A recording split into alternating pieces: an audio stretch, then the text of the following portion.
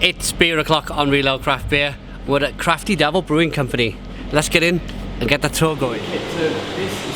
Okay, so walking into the brewery. How you doing, Reece? Yeah, good. Thank you. Yeah, nice to see you. Reece spin that round. Co-owner of Crafty Brewing Company. Yep, that's right. Fantastic. I've watched you, been a local lad from Barry, I've watched you kind of, I was out in Witchers Road about 4 years ago. You know Ali out there? Yes, Witchers Road? yeah. He said, try this beer, these guys are brewing in their shed, and I tried, I was like, absolutely wonderful stuff.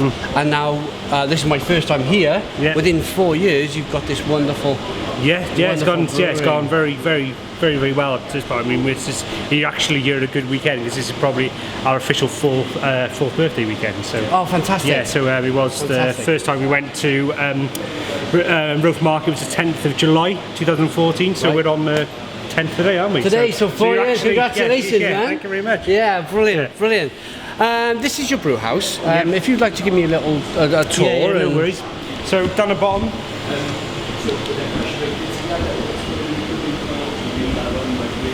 So as I said, we're quite unique in, especially in the UK kind of brewing world. We brew on this very small kit. It's 3.5 brewers barrels. We get about 500 litres of clean beer out of it. We use this kit to the max, so we brew 5 times 1 week, 6 times a week after. So we're really maximising production here. So with this kit, it means you have to have a lot in the back.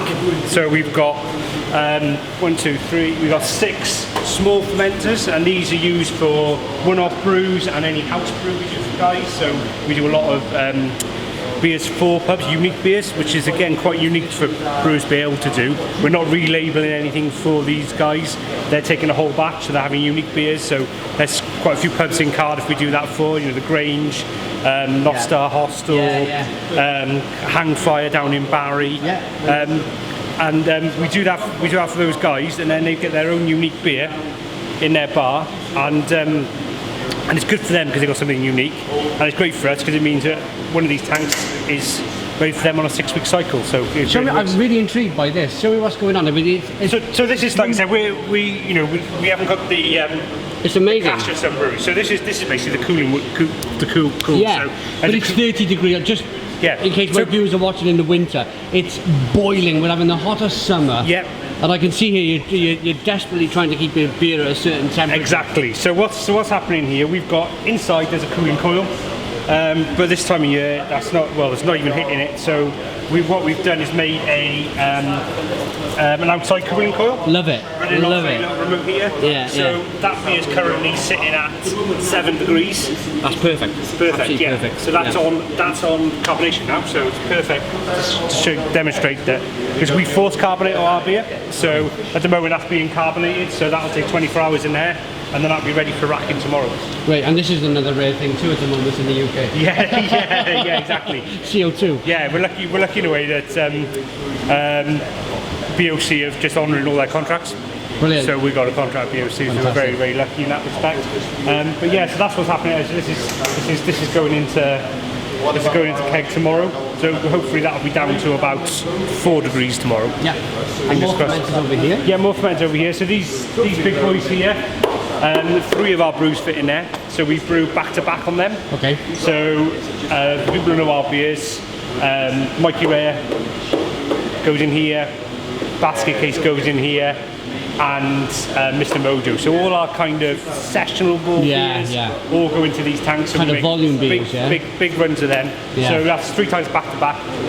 We've got 2 of them, and then we've got this monster here, which is 4 times the star size. So again, we go back to back 4 times in one of them as well. Fantastic. So not ideal if people thinking about being lean in production, but what it gives us is the opportunity to make lots of different beers and keep it fresh. If we were brewing our capacity on a 15-barrel kit, we'd be brewing twice a week. It's not about the brewery, it's about the brewer. And you brew terrific beer. Thank you. Terrific beer. And this is wonderful. I really like this. Because in all honesty, because I followed your when Yeah. you did the canning line. Yeah. But I always find Crafty Devil a very humble brewery. You go about your business. You don't scream from the rooftops. Just make good beer and sell good beer. That's all you're interested in, really. It's really good beer. And we're very much going down the States route. We talk about local. The best beer, and it goes for everyone living across the UK, the best beer is local, as local as you can get it. There's no point drinking hoppy beers which have come from America, who have been sat in distribution warehouses. This beer you see here will be served in Cardiff. That beer, which is being carbonated now, will be pouring in Cardiff on Saturday. So it'll be kegged. It'll be kegged tomorrow, it'll be delivered on Thursday, and in some cases that will go on Thursday evening. So that's how fresh you drink our beer. We're really passionate about that. It's come from, this is what they do in the States. It's all about being the local brewery. We are very determined to be Cardiff local brewery, for people to be proud of us. Absolutely. And really, and it's kind of like, and that's what we're doing. We're not interested in export. We're not interested in getting our beer through the far flungs of the country. We believe our beer is good, as good as anyone else brewing in this country. But what we're trying to service first is our Cardiff market, and any excess goes outside of that Cardiff market, the Cardiff and South Wales market. We really believe in fresh beer, and that's exactly what we're trying to do here. Yep. Tell us a little bit about your bar, because this obviously leads to the next question. We were in there last night. The beer was incredible. The food, I had cheese and chips, and it was just what I needed. It was the third pub along the way. Start to flag, bit of cheese and chips. Get you back on the saddle. Brilliant. So again, this goes back to our Cardiff, the Cardiff identity. Beelzebub's, which has just been opened in the city centre, is our second bar. The cellar's our first in more of the neighbourhood. But yeah, Beelzebub's was our city centre venture, kind of really to put Crafty Devil's stamp on the city centre, and that's exactly what it's there for. It's there for serving great our local beer in there as fresh as it can be. And it's the whole dream of Beelzebub's, it's not a craft beer bar. It's a bar which serves great beer. So very removed away from being a craft beer bar, which may be seen as quite elitist.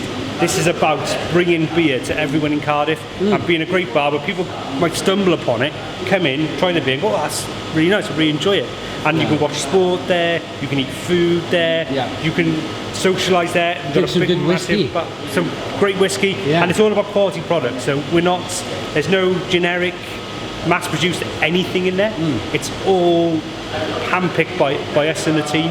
And it's about great beer, great wine, great spirits. We find a lot of beer bars will maybe negate the great wine, the great spirits, but we don't, because we understand that small local produced or small produced quality is across the whole range of alcohol drinks and soft drinks. So there you will find all that, and that's the real premise of that place.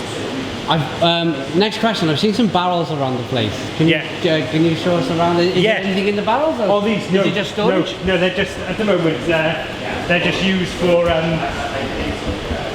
for general furniture.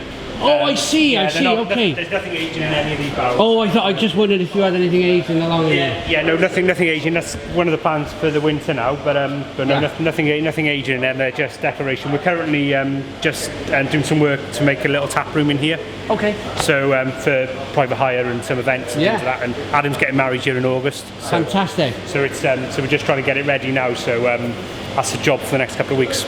So talking about your packaged products, keg, cask and can, what's the percentage with each of them? And we don't do, we're keg and can mostly. We do the odd cask, and we're not doing any at the moment because of capacity. All our beer at the moment is being pre-sold for weeks in advance. But at the moment it's 100% keg. We're not canning at the moment because of the heat. We're in the heat. We just can't get beer down to temperature to can at the moment. So our last canning run was June. The last case of that left the brewery on Friday, so there's no more cans now until back end of August. So we're looking to start that really up again in September. You lose so much beer through canning if you can't get beer down to temperature, and because of we just can't, in this temperature, the ambient temperature in here yesterday was 33 degrees. It's incredible. Just can't get beer down to that level. Melting. So the plan is to start canning again then. Canning will still be quite small for us because we talk about servicing the local market.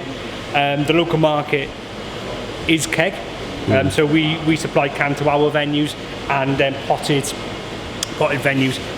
We do have distribution, but it's not a massive thing for us. So let's give you an example. What we'll probably end up doing is kind of 4 brews a month. 4 brews a month. That equates to, we do about 25 brews a month. So somewhere around. Probably one more question. You have the 2 bars, 2 fantastic bars. Do you have any plans in the distant future to maybe open a couple more? Yeah, the plan is, as the brewery expands, is to open more venues in other parts of the city. Whether we replicate what we do or do something different, we're looking now at replicating the cellar in another location in Cardiff. But then the other angle is then again what brewers do in the States is not just opening bars, maybe open a small bistro, which is around food, but actually serves great beer as well. Those sort of things. So we're always looking for opportunities, because if we could sell 100% of our beer just in Cardiff, that would be the dream for us. And it's all about self-sufficiency of the brewery. So if we got another bar which is taking more of our beer, it just means it's more money in the local economy as well. So it keeps money in Cardiff. And you sound like a proud, again with Cardiff Blues, I'm the same. Cardiff Blues, Cardiff City. Love it, really proud Cardiff, Cardiff boy. Do you have anything to try in the fermenter? Hi Adam, how are you doing? How are you doing, mate? Yeah, brilliant. Good. Co-owner. We had a little tour with Reese, now you're going to pour us some of your lager. Yeah, so story behind the lager is, we made a lager a few times and we used to can it. Born Slippy, after the Underworld song. We then had to stop calling it that because we weren't allowed. Yeah, phone call from Underworld. So we stopped kind of making the lager then because we couldn't cellar it. So we were basically making a pale ale with lager yeast. We couldn't cellar it, we couldn't drop it out, we couldn't devote the time to making the lager. So we came back to making it 3-4 months ago. And also we've got 2 years brewing experience in that time as well, so we've got a lot better at doing what we do. So we started making a lager again, and we were really happy with it. And especially with their own venues now, obviously the city centre venue, lager is something that you have to stock. So us being able to make not all the lager for there, because there's a couple of lagers, but our own lager is good. Obviously, like us, it's a dry hop lager, so we had to cram some in there somewhere. So we brew it, usual brew day, takes a little bit longer with a lager, and it goes in the first tank, fermented at low temperature between 12 and 14 degrees, like a lager is, given time to ferment the way it wants to. So this has been in here just shy of 3 weeks now. So it got up to finishing about Wednesday last week, in which case we then raise up the temperature a little bit for a diastole rest, and then we'll take it back down to 10 degrees. We dry hop, so we dry hop, rousing the hops for 3 days every day, and then we're getting it down to 5 degrees so that we can send it over to another tank that will then finish lagering it in for 2 weeks, 3 weeks, until what point we think it's lagered enough and it's ready to go. So at this point, it's coming down in temperature, it's got some dry hop in there, so it'll be not quite as clean a version it'll end up being, but it'll probably have a bit more hop presence. So that's how it goes. You may have some hop come through. So I'll tell you what I'm going to do. I'm just going to ditch this first little bit because that's what was in the valve.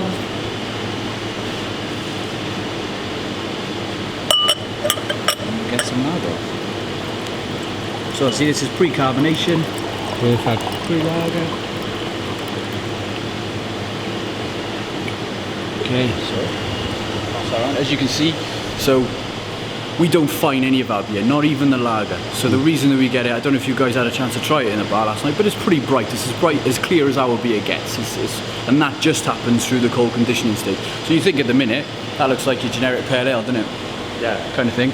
Just through it, going over into the lager tank, getting it off the yeast, getting it off the hops, and keeping it at a cold temperature between, ideally, 2 degrees or lower at the minute because of our crazy temperatures that we're experiencing. We'll probably suffer, we'll try and get it between 5 and 2 degrees, so that'll probably mean the lagering process takes a little bit longer, because all we're doing now in that lagering process is just waiting for the beer to, basically just clean up, so it becomes that clean, crisp lager taste with a hint of hop presence.